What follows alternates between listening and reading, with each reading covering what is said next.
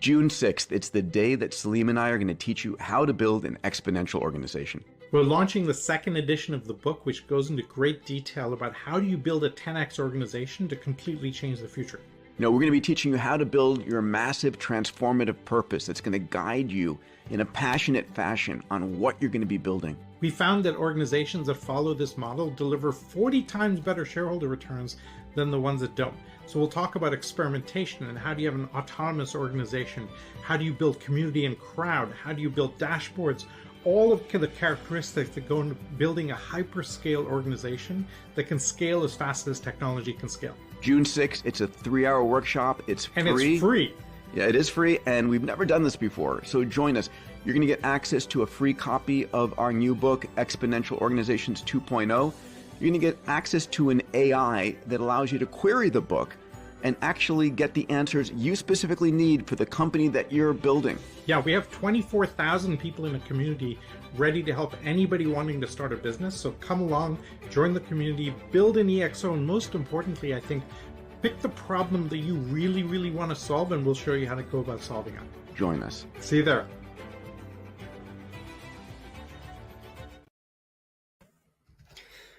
Bienvenidos amigos y amigos a un episodio especial de ExoLatam que hemos preparado con mucho cariño para todos ustedes. Mientras, vayan dejándonos en comentarios desde dónde se están conectando el día de hoy. Para aquellos que no saben, somos ExoLatam, una vibrante comunidad en español conformada por profesionales, emprendedores e innovadores apasionados por el concepto de las organizaciones exponenciales y comprometidos con el bienestar de nuestro planeta.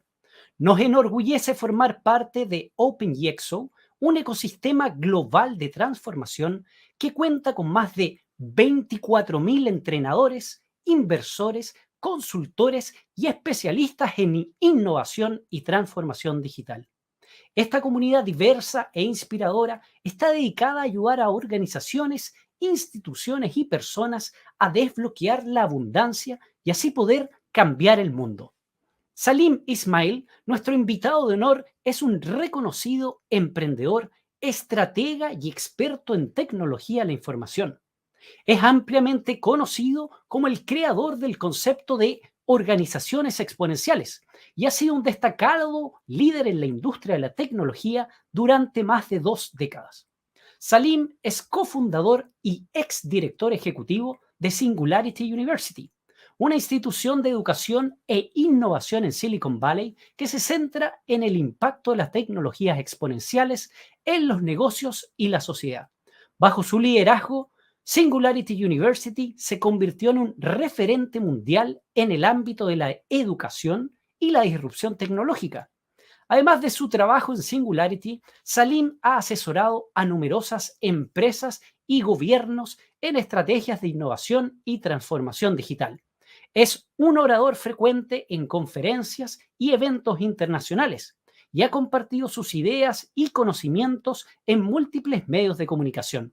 Salim es también autor del libro Organizaciones Exponenciales, que se ha convertido en un referente para entender cómo las empresas pueden aprovechar las tecnologías exponenciales para lograr un crecimiento acelerado y disruptivo. Estamos emocionados de tener a Salim Ismail con nosotros hoy, quien compartirá además su experiencia y conocimiento sobre organizaciones exponenciales y el nuevo libro versión 2.0. Vamos a darle la bienvenida a continuación a nuestras anfitrionas de hoy, Karina Vesprosban y Jasna Sekic, a nuestro invitado de honor también, Salim Ismail. A continuación, sin más preámbulos, Jasna, Karina, el escenario es todo ustedes y vamos a darle la invitación a Salim. Thank you, Rodrigo, so much. How are you, Jasna? How are you, Salim? Very well. Okay, Salim, thank you so much for being here today with the ExoLatam community. We are very happy to have you here. And the best part of that is that we are doing this 24 hours in advance of the big event that is going to be tomorrow, Tuesday. I am very excited about this. How do you feel about that? I'm so tired that I can barely notice when it's finished. Then I will sleep a little bit. But I'm very excited. We've been waiting for this day for maybe 6 to 7 years. So yes, we're ready for it. Great. Well, Salim, I have here your previous book. I love it, by the way. I was wondering, why did you choose to create a second version of this book instead of, talking about something totally different? Yeah, that's a very good question. It was so difficult to write the first book. I almost promised that I would never write a second book, but it needed it. The world needs it. The reason is the following. When I wrote the first book, we scanned 200 unicorns, right? And asked the question, how are they scaling so fast? TED went to a global brand just by scaling and leveraging its community. And we were seeing kind of hundreds of organizations. But at the time, the model was a hypothesis. We think this works. We don't have really that much data or evidence behind it. Over the last 10 years, as I've been watching the model, we now have incredible data and anecdotes and case studies and examples that this model absolutely works, not just for companies, but for governments and for nonprofit projects, for impact projects. And given that it has been so long, a lot of the case studies were out of date. We have a lot of new, fresh stories to talk about. So it really needed a proper treatment. The first book was fairly light. It did like a page and a half per attribute and said, here's what we mean by community. Here's what we mean by crowd. Now that we have this much validation, we're going deep into the model with this book. We're doing a full chapter on each attribute, as in terms of how do you implement it, benefits, challenges, case studies for each attribute, and going quite much more deeply. So this first book, this will actually expand into 3 books. So the first book is just about the model and how to start an EXO. Excellent. But beside of that, Salim, I know from firsthand that this is not another book, because this book has something very innovative, is that all the community participated in helping to write the book, to bring some case studies to the book, and also editing it. Yeah. So my question to you is, why did you choose to do this in this way? And secondly, if the people, when they are going to read the book, they are going to notice something different about when the book is written with the whole community into it, engaged on that. So the difference with this book, you're correct. We used the whole community to curate the book. Why? Because it's just smarter. We've built over the last 10 years in the OpenEXO community, kind of like a hive mind, right? A connected brain with 25,000 people in it. And therefore we learn much faster. Any of our key people can put a question and everybody looks at the question and says, oh, here's some great examples of transformation in the shipping industry. Somebody else will say, hey, who knows much about the power industry? And we'll get answers there. So we've created and generated this. And so when we're building and writing the book, we naturally said, let's use this and do this with the curation of the entire OpenEXO community. And then now this was much harder than the first book, because we could go, oh, this is a great case study, put it in. We got submissions from 200 people, right? Now you're like, okay, how relevant is this? How real is it? Because we have to fact check each one. Is it thorough? Is it clean? Is it the same? Each case study or each submission by each contributor had to be roughly at the same level of detail, right? So that was really unbelievable. That added probably 50 to 60% of the work to writing a normal book, but it makes it much better. And so this is, I think, the key behind it. There's a second innovation that we have in this book that's quite unique, which is we have an AI chatbot integrated into the book, a ChatGPT type interface, where you can say, I'm a shipping industry, how would I turn myself into an EXO? And literally it will tell you what to do. So we're very excited about that. Well, that's a great innovation. I was about to ask you about that EXO bot. Why did you choose to integrate that kind of technology as a companion for the readers? Well, for two reasons. First, it's clear that this type of interface will, when we talk about Peter's 6 Ds, digitize, deceptive, disruptive, dematerialize, demonetize, democratize, there's a deceptive phase where a technology is linear, and then it hits the exponential curve when it becomes usable. Okay, so Steve Jobs made the phone usable, and boom, it took off exponentially. AI has not been that usable until ChatGPT. Now that that's available, that becomes a natural interface to all knowledge bases going forward, right? And so given that was the case, our team put several models together and integrated it into that. We have the entire corpus of the book, all the interviews, and then we're going to load up all the 700 case studies that we've developed over the years and add all that in. So this becomes a great way of querying the book in a very detailed way that adds to the normal book, but now that you query it with this chatbot.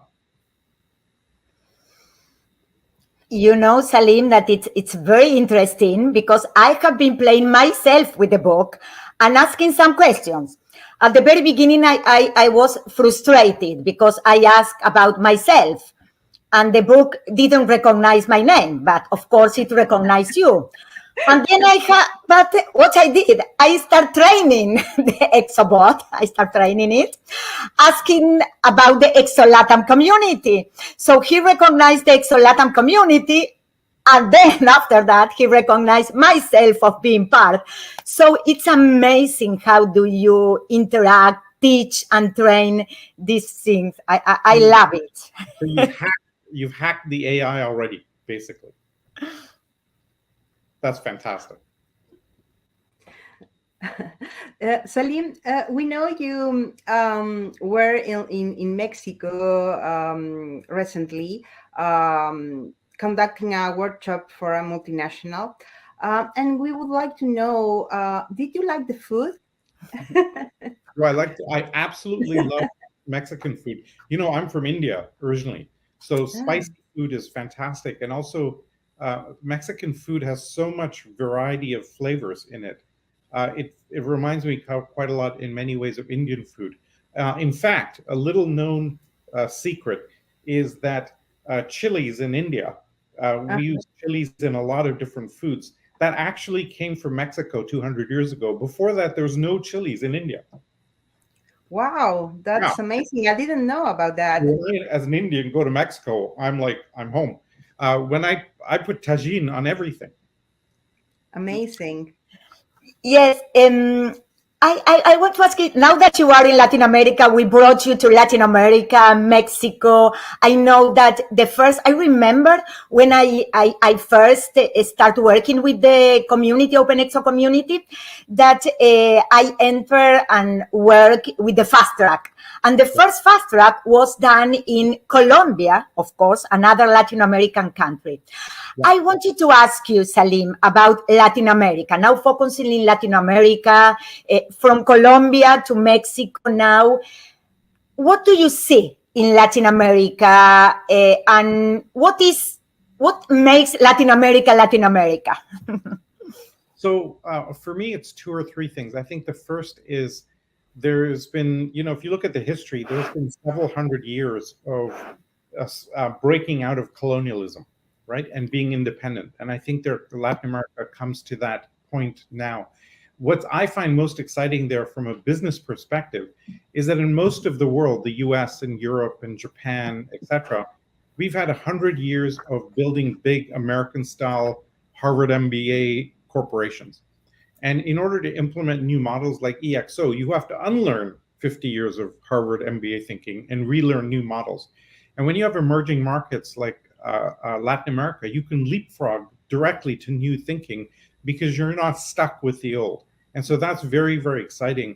The second that I think is incredibly powerful is when we talk about the massive transformative purpose, it's the big problem that you're trying to solve. And the fundamental characteristic of that MTP attribute is passion. You have to be incredibly passionate and excited about that problem space that you choose. And what does Latin America have more than any place else in the world is passion. I'm Canadian. There's not a lot of passion in Canada, right? And so I think that natural excitement of the people plus the techniques that we have allows us now to use the natural capabilities plus the model to solve pretty much any problem out there. So I'm very, very excited. We're seeing some really amazing models appear across Latin America.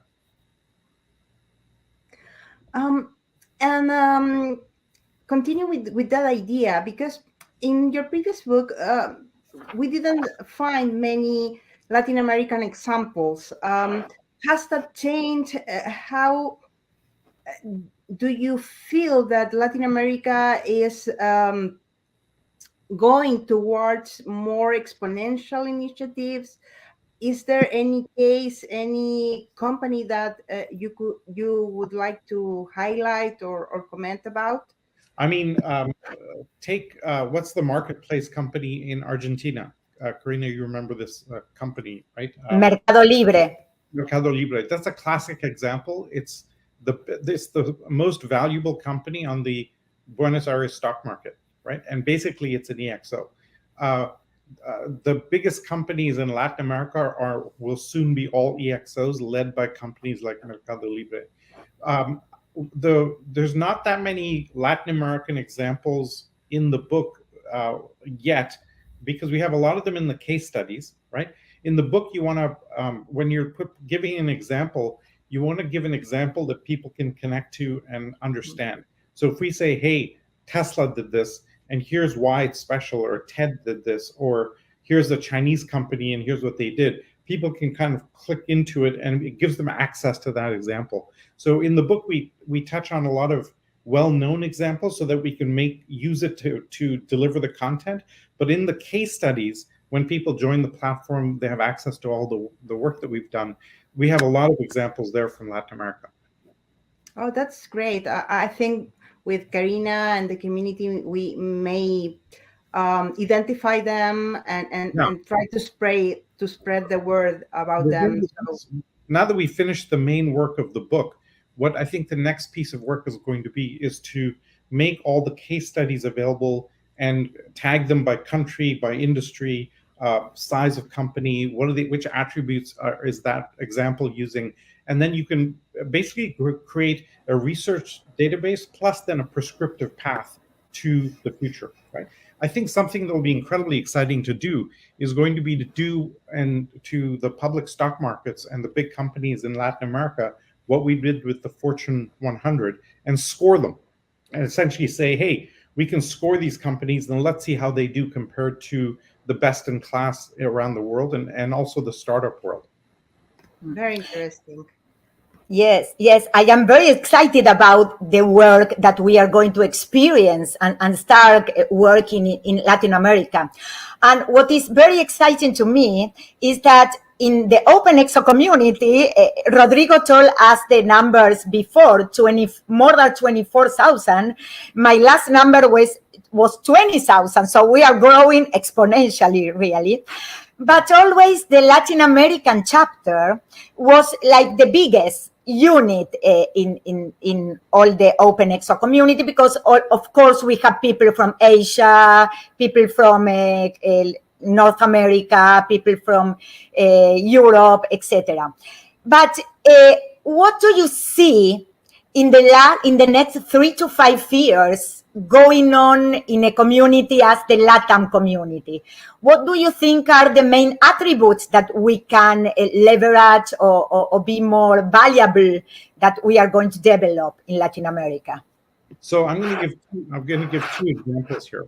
Let me use the breakthrough model that's happening right now, and the reason we're going to see the most unbelievable explosion of startups in the next 5 to 10 years. The entire landscape in the entire world changed 6 months ago when ChatGPT came out. Now we can transform every industry, every government, etc., using these new AI tools, right? So we're going to see an explosion of startups. And the reason this is so powerful is that the cost of technology has gone to near zero. Throughout human history, it's always been true that advanced technologies cost a lot.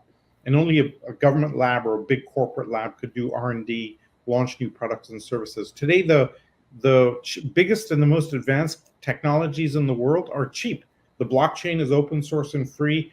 These LLM models are basically free. And so this changes everything. So now this means any entrepreneur can leverage these tools and attack a legacy market, attack a problem in a way that we could never do even 6 months ago. So I'm unbelievably excited. I think we're going to see the biggest explosion of innovation that the world has ever seen in the next 5 to 10 years. So I'm incredibly excited about what happens. And part of this exercise in the workshop we're doing on Tuesday is to give people a sense of here's the process by which you go ahead and build one of these EXOs, and now off you go. You can go implement that. Great. In that way, what would you recommend to a Latin American professional or entrepreneur looking forward to transform or improve their companies, or even using more artificial intelligence in the processes? What would be your guidance? My guidance, if you're in any medium size or big company, hire the smartest 25-year-old that you can find and make them your chief AI officer. Let them scan for all the AI tools and bring that into every piece of your company. That's step one. Step two, we have something called an EXO sprint, which we've actually open sourced to break the legacy thinking and change culture at scale. Where, in a big company, if you try anything disruptive, the default answer is no. And we run a 10-week engagement, which people can do themselves now, and we switch the default answer to a yes. Okay. Now you have the cultural permission inside the company to do disruptive things. Then you let those crazy 25-year-olds go and build new ideas off the edge of the company. And that's the model that we're going to see around the world for breakthrough innovation. The third part is then start to applying all of the EXO attributes internally. For example, the use of OKRs and dashboards. Every Silicon Valley company moving quickly uses OKRs to manage team performance and individual and company performance. When we looked at the Fortune 100, only 3% of the Fortune 100 use OKRs. So there's an unbelievable gap and potential in taking legacy organizations and applying these techniques. So the opportunities are incredible. Yes, what I like the most is that you mentioned that Shasna and Salim, with the ChatGPT and artificial intelligence, the language barriers also are going to be down, because something in English or in Chinese or in French, Spanish, we don't need to wait so long just to have the same information and the same type of techniques or tools to move on. So this is great. So the chatbot, which we initially called Alex, but after talking to Ray Kurzweil, we've renamed it to Ray K. So Ray has pioneered the use of many of these text-to-speech tools. So we're very honored to be able to use his name and a little avatar of Ray for the chatbot. That chatbot, you can query the book in any language in the world. And so that's incredible. And that's automatically built in because just the tools are so powerful now. It gives an example of what the capabilities are. It's exactly speaking to your point, Karina. The language barrier has now fallen away almost completely. Yes. I tried the book. I can relate because I tried the book in different language and it works. So absolutely right. So my last question to you is, of course, we thank you very much to being here, but what are the 3 things, more important things that everybody will learn on Tuesday? We want to know the 3 things, the most important that you recommend us to be there to learn. Okay. The takeaways. I think 3 things. First, the rationale and the basis for the model. And I'm going to give a sneak peek here. When we launched the book in 2014, in early 2015, we ranked the Fortune 100 companies by this model. I think, Karina, you helped out in that.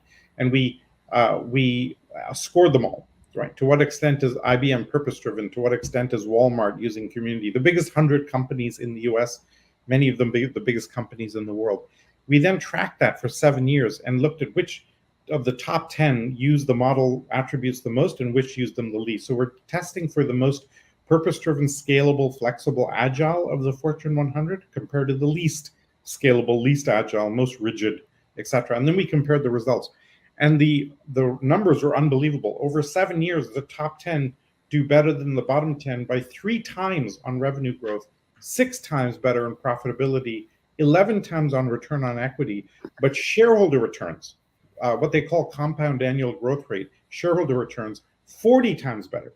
So this gave us the impetus to go, oh my God, every company in the world will be structured that way. So the first part will be the basis and the economic thesis and setting the stage on how radically the world is changing with technology. And Peter does a lot of thinking around this. The second part will be a deep dive into every attribute of the model. So you'll come out of this workshop having understood all the characteristics of an exponential organization in a fair bit of detail. The third and most important part is a 12-step program on how you build one. So, and we're going to take you through a process where you can identify your own MTP and show you how do you turn that excitement over some problem that you want to solve and literally create an organization and then give you the tools to go build it. So people can come to the workshop and come out of it with a complete plan on how to build an EXO. Excellent. Well, thank you so much, Salim. We really can't wait to attend the book launch event tomorrow. We are even more excited now than before after talking to you. And well, everybody who likes to attend this launch and this workshop can click the link that we are going to put now on the screen, or contact us at EXO Latam. I just want to give one quick shout out here. So first of all, thank you for doing this. This is amazing what you are all doing for Latin America.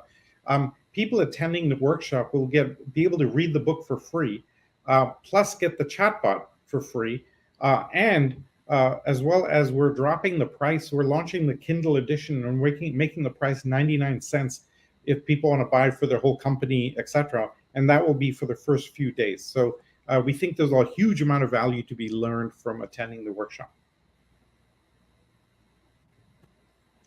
Antes de terminar, queremos recordarles y agradecerles a todos por haber sintonizado el día de mañana. Recuerden que es mañana el lanzamiento del libro versión 2.0 de Organizaciones Exponenciales.